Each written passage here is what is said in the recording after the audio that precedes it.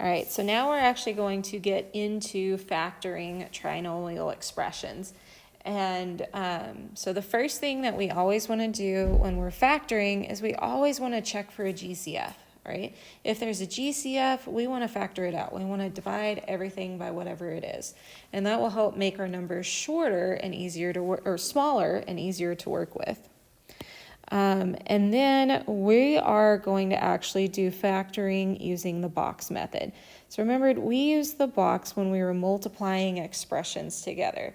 And we're going to use the same strategy, the same structure to factor, which is kind of like the reverse of multiplying. And so when we set up our box, whatever we get for the first term of our expression is going to go inside that first square. And then whatever we get for our last term will go in the last square. And then we're going to use our sum and our product to figure out what goes inside these two empty squares. Okay? And then once I know that, I can use what I know about building this box with multiplication to figure out what my two factors would be. They're going to be on the outsides of the box. So remember, with multiplication, we use the outsides to make the insides. This time we're going to use the inside to figure out what the outside was supposed to be. All right, so let's take a look at some examples. So example 3, we're factoring the expression. So looking at this, first thing I notice, I've got a 1, a 2, and an 80. There's no GCF there, okay, other than a 1. Can't divide them all by the same thing. So that means I'm going to go straight to my box. So we're always going to set up a 2 by 2 for factoring. And remember that that first term is going to go inside that first square. The last term is going to go inside the last square. Make sure if it's negative that you write negative. All right, the next thing we need to know is what our sum is. So our sum is always going to be what's in the middle here. So we have a -2 in the middle. That's our sum. And then we need to know our product. Our product is your first and your last multiplied together. And you want to pay attention to your signs. So 1 times -80 is -80. So this is what I'm going to use in my calculator for my y1 and my y2. And I'm going to look for what numbers have a sum of -2 and a product of -80. So my y1 is going to be -2 minus x.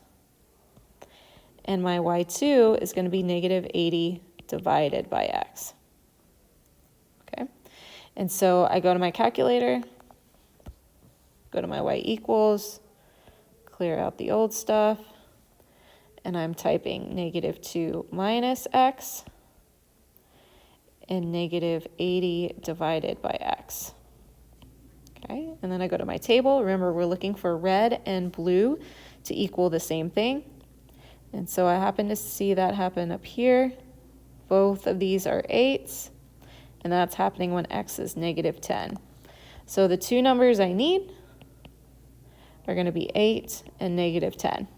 And you can see 8 times -10 is -80. 8 minus 10 is 2. So I'm going to use a positive 8x in one of these squares. It doesn't matter which one.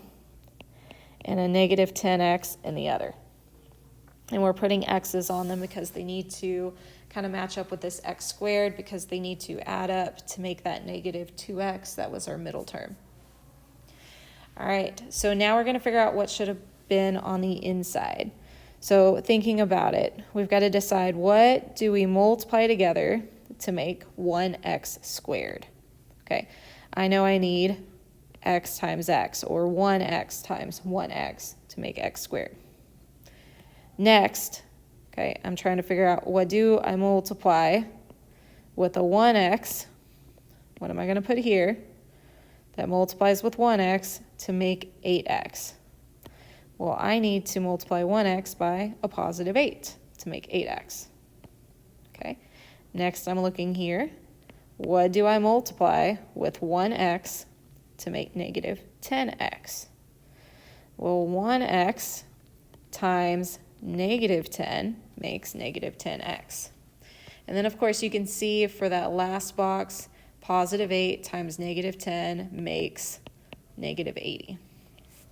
So now when I write out my factors was what's on the outside. I'm not going to put a 1 on my x's. I've got x plus 8, and I've got x minus 10. I could have flipped this around, and I could have said x minus 10 first, and then x plus 8, and it still equals the same thing. All right, so let's try another one, factoring out the expression. So this time, I notice I do have a GCF. I got a 4, a 28, and a 48. So the GCF here is going to be 4. I want to make sure I remember that because I'm going to need it. So first thing I'm going to do is I'm going to go through and divide everything by 4.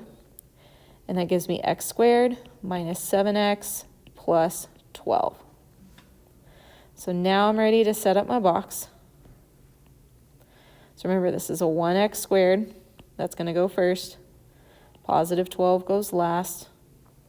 My sum is that middle number, so negative 7. My product is the first and the last multiplied together. So 1 times 12 is 12. So in my calculator, y1 will be negative 7 minus x. y2 would be 12 divided by x.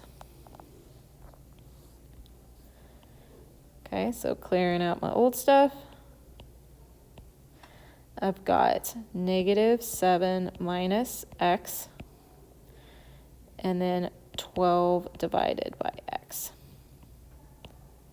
Okay, looking at my graph, I'm looking for when red and blue are the same. When I go further down, I see that I've got a negative 3 for both of those, and that's happening at negative 4. So that tells me I'm going to use a negative 4 and a positive 3. So it doesn't matter which of those squares I put it in, as long as I've got them both. I've got a negative 4x and a positive 3x. So now I'm going to look at what I need to have on the outside. So what times what makes x squared? We always start there. We know that 1x times 1x makes x squared. Now I got to make a negative 4. So what am I going to multiply with a 1x to make negative 4x? So 1x times negative 4 makes negative 4x. Okay, then going down, I need to make a 3x. What do I multiply with 1x to make 3x? Well, I need to multiply by a positive 3. And then we can see here, I needed, positive 12. Hold up, I needed a positive 12, but that's a negative 4 and that's a positive 3. That doesn't work out. So let's look back. On my calculator, these were negative 3s. And look what I did. I wrote a positive 3. So that should have said negative 3, which means that in here was a negative 3, which means I need to multiply by a negative 3 and not a positive 3. So always check your signs there. So when I write my factors, from my box, I had x minus 4 and x minus 3. And then I also have to remember that GCF, it needs to be out in the very front to make this an equivalent expression. And so it'll be 4 times x minus 4 times x minus 3.